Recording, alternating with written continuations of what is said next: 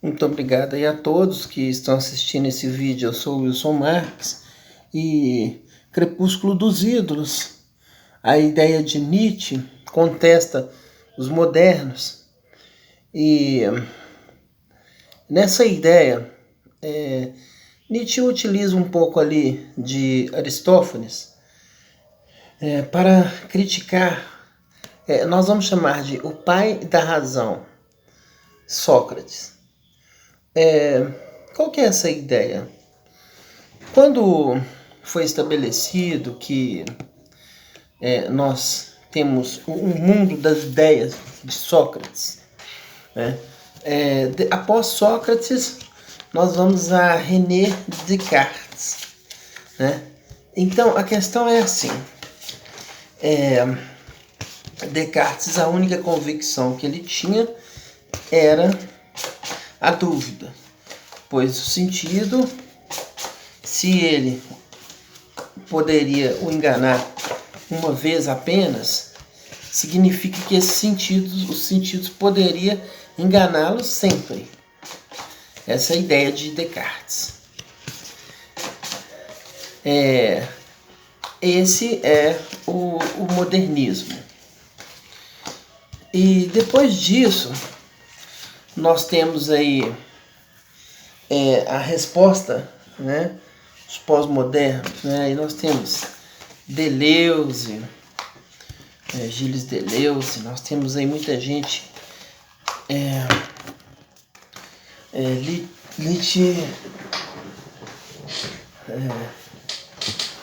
nós temos aí os pós-modernos. Eu não vou citar agora nenhum deles, pois eu ainda estou construindo a ideia. Mas vamos direto ao que Nietzsche estava falando. Nós temos a questão que Nietzsche afirma é que não tem o eu.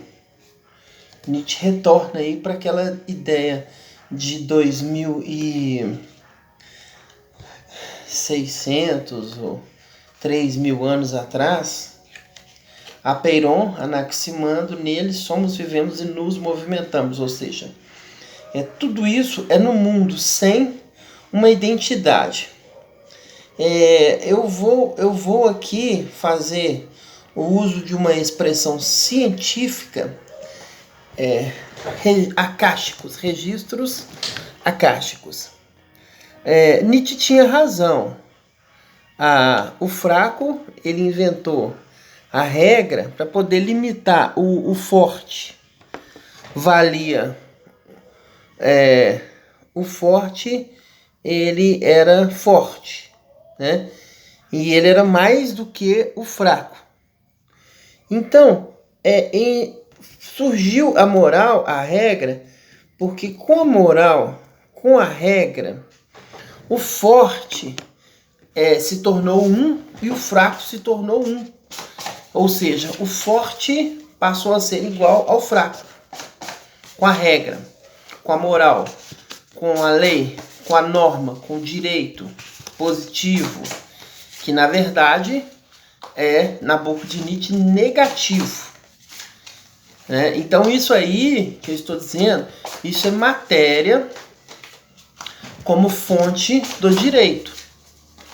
Porque o Nietzsche tem uma frase forte assim, que não pode, ninguém é responsável pela sua existência. Isso está escrito de outra maneira em Nietzsche, mas é mais ou menos assim.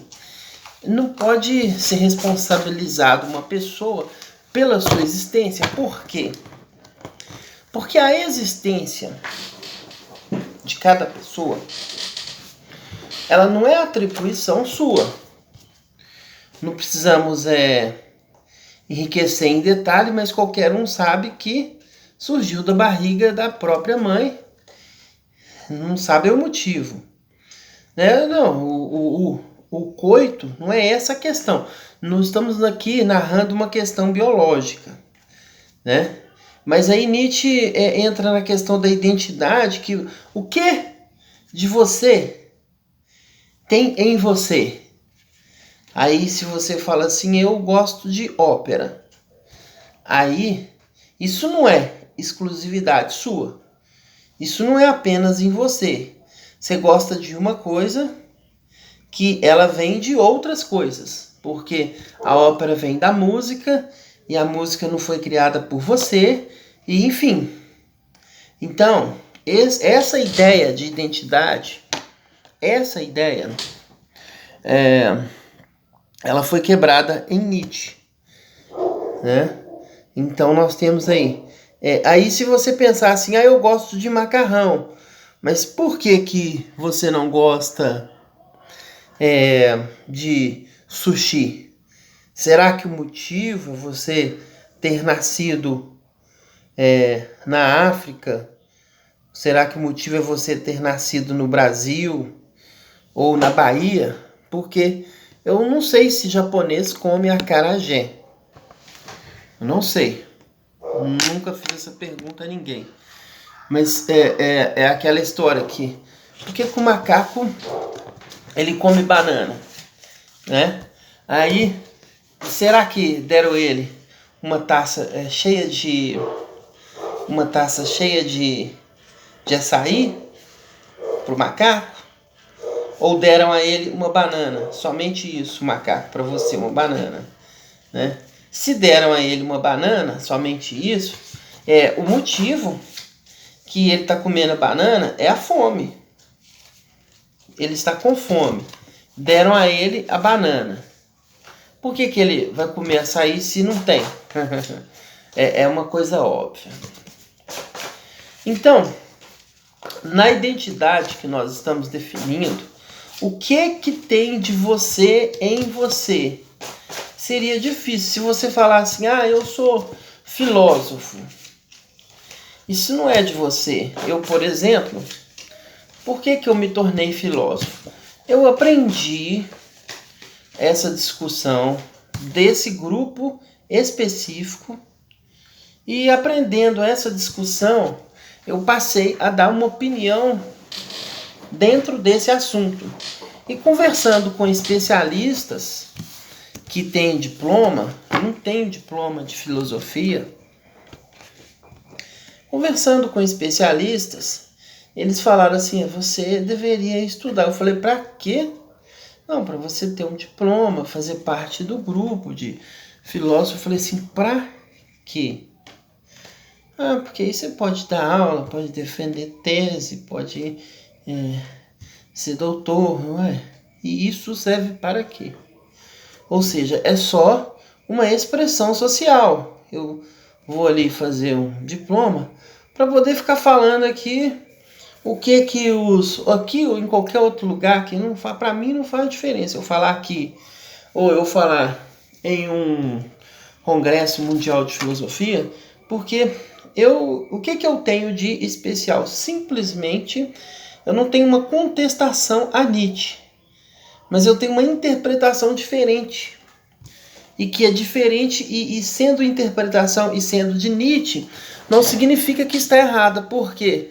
Porque não é porque Deleuze, Gilles Deleuze falou isso ou aquilo, que ele entende mais de Nietzsche do que eu.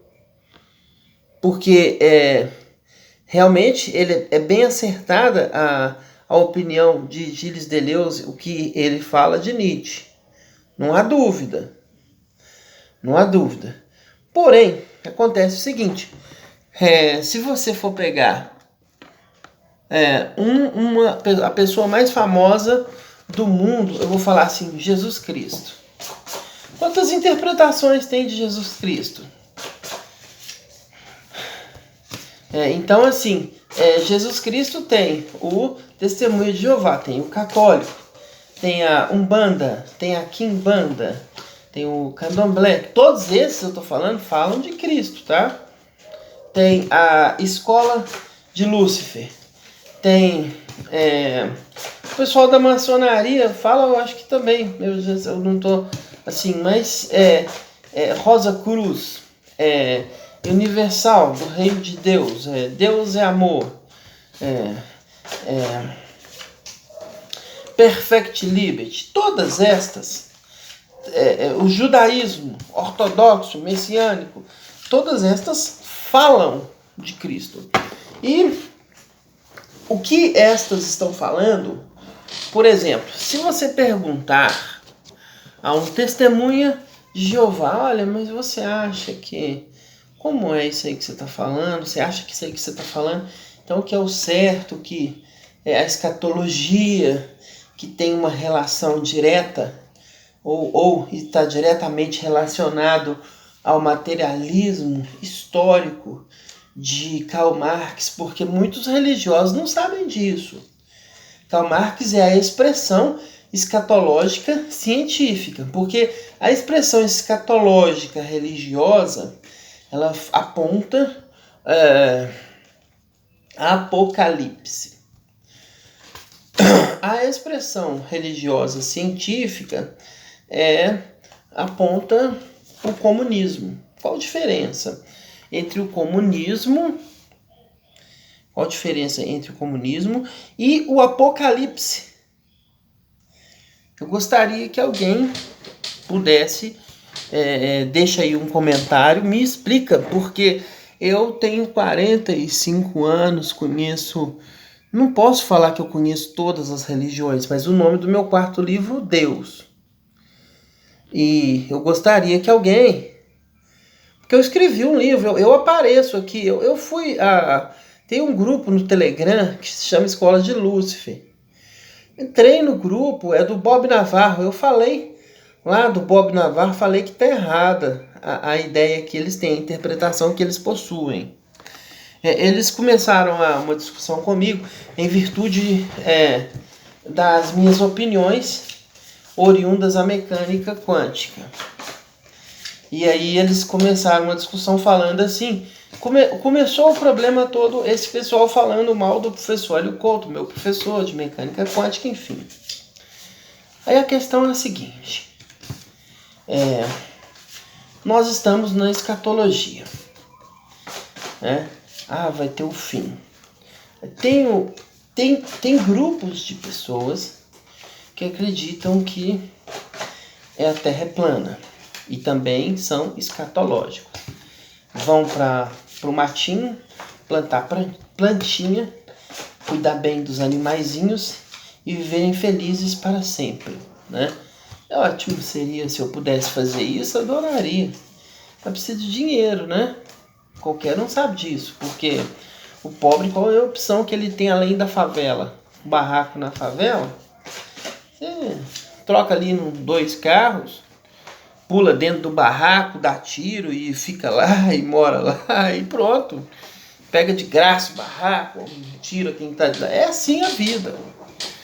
É bem assim a vida, né?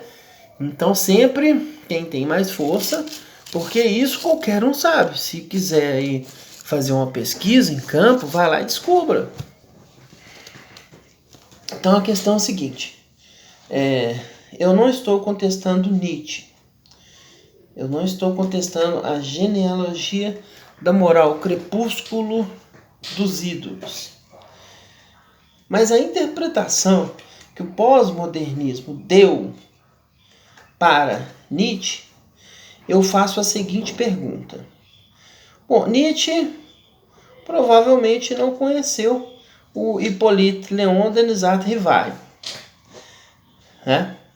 Nietzsche não conheceu.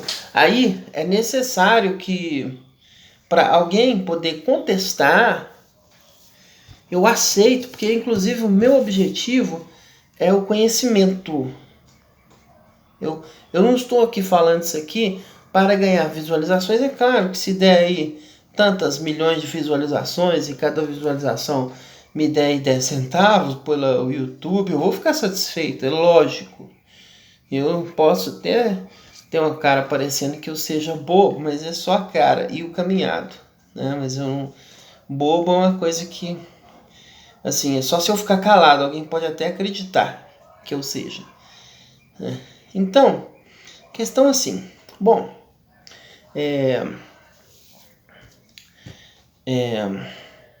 no quesito que nós estamos pensando em relação a apresentada aí essas afirmativas, né? Então, não existe... Os modernos, eles Eles, vamos pegar os modernos, eles tiraram Deus, sentaram na cadeira, e os pós-modernos denunciaram a cadeira. O que Nietzsche faz é isso, ele faz uma denúncia desse esquema ocidental, né? Aí a questão que nós estamos bom, aonde que está a verdade em tudo isso? Porque a pessoa que está lá na religião, ela simplesmente terceirizou o seu pensamento e ela está ali acreditando, porque eu vou dar um exemplo muito claro. Igreja contemporânea. Na igreja contemporânea, são dois pastores, eles são homossexuais, né? E eles falam assim, eu não sei bem os argumentos dele, o que eu vou falar, o que eu sei. Essa igreja, ela é no centro de Belo Horizonte, e o que eu sei dessa igreja é que lá casam-se homens com homens, mulheres com mulheres. Eu não sei se eles utilizam a expressão ósculo santo, né? Eu não sei se eles utilizam essa expressão. Eu sei que eles utilizam da Bíblia e do fundamento da Bíblia. Eles têm a Bíblia como fundamento e manual de regra. E se você for à Igreja Universal do Reino de Deus, ou a Deus é Amor, não pode ser gay. Na Igreja Universal do Reino de Deus, na Igreja Deus é Amor, na Igreja Testemunho, não pode ser gay. Mas na Igreja Contemporânea pode, né? Então, quer dizer, esse é um exemplo muito claro. Esse é um exemplo muito claro. Qual que é a regra de validade que nós vamos ter que realmente é? Porque se isso não significasse nada na vida de ninguém, tudo bem. Mas nós vivemos, uma pessoa pode vir aqui por causa desse vídeo que eu estou falando e falar assim, eu vou processar o Wilson, ele está com discriminação, tem aí esses novos direitos, né? Então o que acontece? Nós vivemos o novo Leviatã. É o novo Leviatã, né? Que sempre esses acordos, porque o que foi percebido é o seguinte: só existe vontade de poder, por Nietzsche, essa percepção. Sendo que só existe vontade de poder, a minha vontade de poder não é a sua. Quer dizer, pode ser gay ou não pode ser gay? Bom, a questão mais lógica é o seguinte: se não pudesse, não existia. Certo? Então a pergunta é, pode? Pode. Porque não existe. Agora, a sociedade brasileira aceita. Aí nós temos os conservadores, né? Aí nós temos uma mistura. O presidente Bolsonaro, por exemplo, ele é uma pessoa que não aceita a homossexualidade. Ele está errado ou ele está certo? Nenhum dos dois. Ou todos os dois ao mesmo tempo. Se ele não acha legal, isso é para ele. Ele não é homossexual e não quer que as pessoas sejam. Isso é da cabeça dele, da vontade dele. Agora, o outro lá, o Jean Willis, né? O Jean Willis. Então, ele vai bater pesado ali no Bolsonaro. Ele está certo? Ele está errado? Nenhum dos dois, e todos os dois. Ele está certo, ele está errado. Por quê? Isso é uma definição da mente dele. Agora, a questão é a seguinte: existe esse tipo de comportamento desde quando na sociedade? Desde sempre existiu isso. E cada época vai tendo governos que vão se aproveitando. Porque o governo ele tem que ter um assunto para justificar ali. Ele tem uns palhaços lá que se chamam, né? Poder executivo, legislativo, judiciário, que só pode ser palhaço. Por que só pode ser palhaço? Porque um fala que uma coisa é obrigatória. E o outro, do lado dele, fala que aquela coisa é proibida. Aí o outro vai lá e fala a mesma coisa. E o outro, então cada um fala uma coisa. Então quer dizer, só pode, ou essas pessoas são os palhaços, ou os palhaços que na verdade, essas pessoas não são palhaços, né? O poder executivo, legislativo, judiciário, não. Eles não são palhaços. Quem são palhaços? É o povo. Sou eu e você que está assistindo esse vídeo, é o pobre.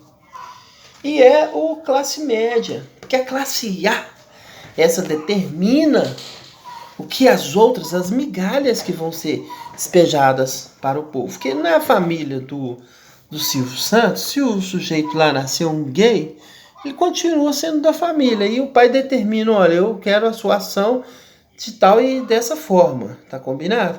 Aí o filho, não, eu aceito assim, ou então também não aceita e vive a vida dele, não muda nada, né? Então assim, ele é determinado, aquela família ali, eles não são determinadas pelas regras impostas, porque vocês todos outros aí, nós, eu, vocês todos, nós temos regras impostas pela sociedade. Não pode isso, não pode aquilo, né? Vou citar um exemplo dessa semana. Eu não assisto televisão, mas eu estava em um cliente na rua, aí eu vi um motociclista, o cara desceu do prédio em São Paulo e bateu até no motociclista, tem uns murros e murros. A única alegação do cara que bateu foi que o motociclista demorou a entrega. Essa foi a alegação. E aí a polícia veio para prender e tudo mais, porque o cara bateu mesmo na rua, lá embaixo do prédio. E o cara falou, vocês não sabem com quem vocês estão falando, né? E o cara acho que não ficou meia hora preso. Parece que 25 mil a fiança do cara. E o cara desacato, tudo que você puder teve no prontuário do indivíduo. E o cara é um lutador de jiu-jitsu. Ele bateu no motociclista, foi conduzido sem nenhum arranhão para uma delegacia. Chegou na delegacia, ficou numa cela lá, meia hora, 40 minutos. Veio o advogado, 25 mil. E o cara tá tranquilo agora na casa dele, vendo esse vídeo não, mas tá lá assistindo o que ele quiser, ou fazendo o que ele quiser da vida dele, né? E isso é aí a determinação. E se fosse o pobre? Por que eu faço esses vídeos aqui? Porque eu não sou famoso, não sou conhecido. Se eu fosse, eu ia apanhar na rua. Agora ninguém tá nem aí. Esse cara aí tá falando, ele é pobre, ele não, né? Eu sou bem igual era o Sócrates lá na época que tinha Aristófanes. Aristófanes é realmente, quem quer entender filosofia tem que ler As Nuvens, obra de Aristófanes. Mas vai ficar por aqui, filosofia instantânea, damos aí mais uma abertura porque a gama, o rol de viés que nós apresentamos aqui, ele sempre tem assim uma amplitude que realmente é grande, né? Nós buscamos a perfeição, nós buscamos a verdade, nós buscamos... E ficou apenas, eu tenho que registrar que registros acásticos seria a contestação, o argumento que as pessoas apresentam, falando aí que Nietzsche, né, dando dando contextualidade ali, apresentando ali a opinião a respeito de Nietzsche,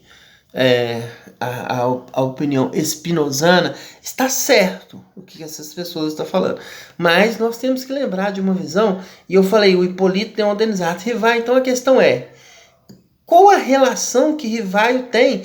Porque Nietzsche, a afirmação de Nietzsche é mais uma provocação aos modernos. Vocês tiraram a cadeira de Deus e sentaram nela. Aí, só que vocês não tiraram os conceitos. Vocês não tiraram a razão, vocês continuaram usando, porque para ser, se a regra vai ser racionalismo, então essa regra é socrática, e que é exatamente a regra religiosa.